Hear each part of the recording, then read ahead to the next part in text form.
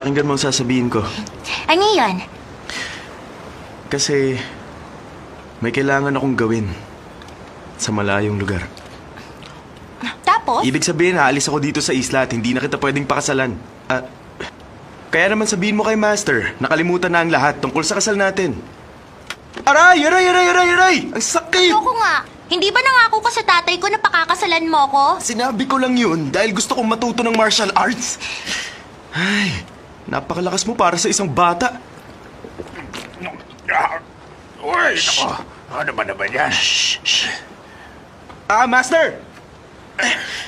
Uy, nandito ang manugang ko. Ikaw talaga. Ito po, para sa'yo.